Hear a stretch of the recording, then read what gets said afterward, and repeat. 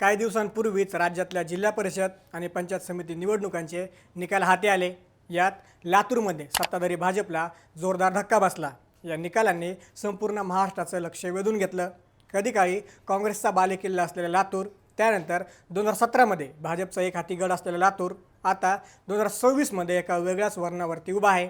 यावेळेस सर्वात मोठा पक्ष म्हणून काँग्रेस समोर आली असली तरी सत्तेच्या चाव्या मात्र राष्ट्रवादी काँग्रेसच्या म्हणजेच अजित पवार गटाच्या हातात गेल्या आहेत।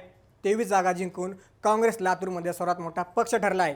तर मागच्या वेळी 36 जागा जिंकून बहुमताने जिल्हा परिषद आणणारी भाजप आता थेट 18 जागांवरती आले आहे। पण यात सर्वात विशेष कामगिरी अजित पवारांच्या राष्ट्रवादीने केली आहे। मागच्या वेळी 5 जागा जिंकणाऱ्या राष्ट्रवादीने यावेळेस थेट 12 जागा जिंकून किंग मेकर बनले आहे। काँग्रेस किंवा भाजप या दोन्ही पक्षांना सत्ता स्थापन करायची असेल तर त्यांना अजित पवारांच्या पक्षाची मदत घ्यावीच लागणार आहे। नक्की काय घडते लातूरमध्ये, कोणीच सत्ता स्थापन होणार, भाजप, काँग्रेस की राष्ट्रवादी, जाणून घेऊया या व्हिडिओच्या माध्यमातून। नमस्कार, मी महेश आणि तुम्ही पाहताय थोडक्यात। 2017ची निवडणूक तुम्हाला आठवत असेलच। तेव्हा भाजपने 36 जागा जिंकून लातूर जिल्हा परिषदेवर भगवा फडकवला होता।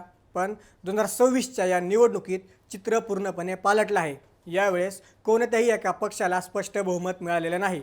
59 जागांच्या या महासंग्रामात काँग्रेस 23 जागांसह सर्वात मोठा पक्ष ठरला आहे। भाजपनं 18 जागा जिंकल्या आहेत, तर राष्ट्रवादी काँग्रेस अजित पवार गट 12 जागांसह तिसऱ्या क्रमांकावर आहे।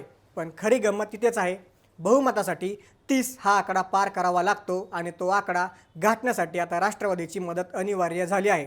आता पाहूया कोणत्या तालुक्यात कोणी बाजी मारली। लातूर तालुका, एकूण जागा 8।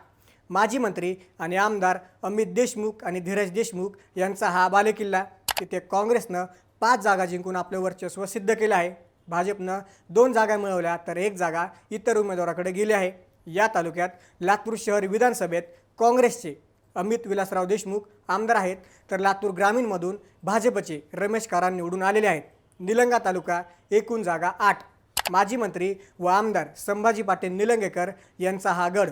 इथे भाजपने 4 जागा जिंकून वर्चस्व राखलंय, तर काँग्रेसला 2 जागांवरती समाधान मानावं लागलंय।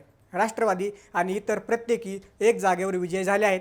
येथे 2024च्या विधानसभा निवडणुकीत भाजपचे संभाजी पाटील निलंगेकर पुन्हा एकदा आमदार म्हणून निवडून आले आहेत। अहमदपूर आणि चाकूर हे 2 तालुके या निवडणुकीचे खरे टर्निंग पॉईंट ठरले आहेत। अहमदपूरमध्ये 6 पैकी 3 जागा राष्ट्रवादीने अजित पवार गटाने जिंकल्या आहेत। चाकूरमध्ये 5 पैकी 2 जागा राष्ट्रवादीच्या खिशात गेल्या आहेत। या 2 तालुक्यांनीच राष्ट्रवादीला किंग मेकरच्या खुर्चीवर बसवलं आहे। अहमदपूर चाकूर विधानसभा मतदारसंघातून 2024 मध्ये राष्ट्रवादी काँग्रेसचे बाबासाहेब पाटील आमदार झाले आहेत। बाबासाहेब पाटील सध्या मंत्री देखील आहेत। औसा या तालुक्यात एकूण 7 जागा आहेत। इथे भाजप आणि काँग्रेसमध्ये अटीतटीची लढत झाली। दोन्ही पक्षांनी प्रत्येकी 3 जागा जिंकल्या, तर 1 जागा राष्ट्रवादी अजित पवारांकडे गेली।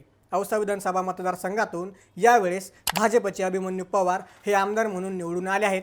उदगीर या तालुक्यात एकूण 7 जागा आहेत। इथे काँग्रेसनं 3, भाजपनं 2 आणि राष्ट्रवादी अजित पवार गटाने 2 जागा जिंकत समसमान लढत दिली आहे। उदगीर विधानसभा मतदारसंघातून 2024 मध्ये राष्ट्रवादी काँग्रेस अजित पवार गटाचे माजी मंत्री संजय बनसोडे आमदार म्हणून निवडून आले आहेत। संजय बनसोडे हे राज्याचे माजी मंत्री आहेत। रेणापूर, शिरूर, अनंतपाळ, दिवणी आणि जळकोट तालुके या छोट्या तालुक्यांमध्येही काँग्रेस आणि भाजपने आपली ताकद लावली होती, पण राष्ट्रवादीने प्रत्येक ठिकाणी 1-1 जागा जिंकून आपली उपस्थिती दर्शवली आहे। रेणापूर तालुका लातूर ग्रामीण मतदारसंघात मोडतो आणि तिथे भाजपचे रमेश कराड आमदार आहेत, तर जळकोट तालुका अहमदपूर मतदारसंघात येतो, जिथे बाबासाहेब पाटील सध्या आमदार आहेत। आता सर्वात महत्त्वाचा प्रश्न, राष्ट्रवादी काँग्रेस जिल्हा परिषदेत किंग मेकर कशी झाली? सध्या काँग्रेसकडे 23 जागा आहेत, त्यांना सत्ता स्थापन करायला अजून 7 जागा हव्या आहेत।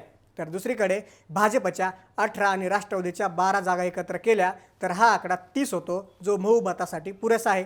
सध्याच्या राजकीय परिस्थितीत राष्ट्रवादी काँग्रेस हा महायुतीचा घटक पक्ष आहे, त्यामुळे जिल्हा परिषदेवर महायुतीची सत्ता येण्याची दाट शक्यता आहे। अजित पवार यांच्या निधनानंतर राष्ट्रवादीच्या कार्यकर्त्यांनी दिलेली ही लढत खरोखरच कौतुकास्पद आहे। त्यांनी 2017च्या 5 जागांवरतून थेट 12 जागांपर्यंत मजल मारली आहे। काँग्रेससाठी हा निकाल जरा संमिश्र आहे। 2017 मध्ये काँग्रेस फक्त 15 जागांवर होती, तिथून त्यांनी 23 पर्यंत झेप घेतली आहे।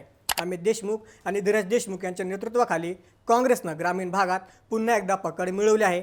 पण सर्वात मोठा पक्ष असूनही मित्रपक्षांच्या कमतरतेमुळे त्यांना सत्तेपासून लांब राहावे लागण्याची दाट शक्यता आहे.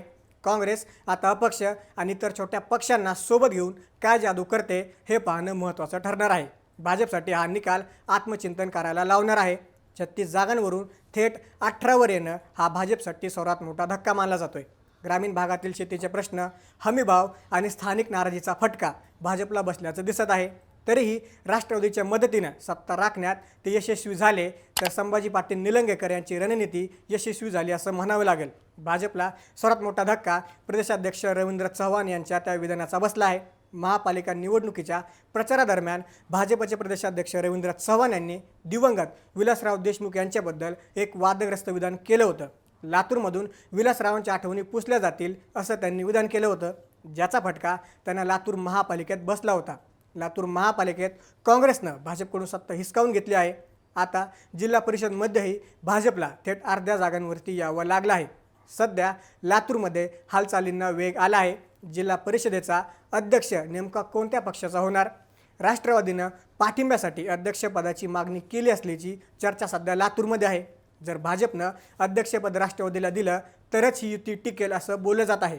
तर दुसरीकडे आपले उमेदवार फुटू नयेत म्हणून सर्वच पक्षांनी सावधगिरी बाळगली आहे. काही उमेदवारांना अज्ञातस्थळी हलवण्यात असल्याचीही माहिती समोर येत आहे. या सत्ता स्थापनेत मंत्री बाबासाहेब पाटील आणि माजी मंत्री संजय बनसोडे यांची भूमिका अत्यंत महत्त्वाची राहणार आहे.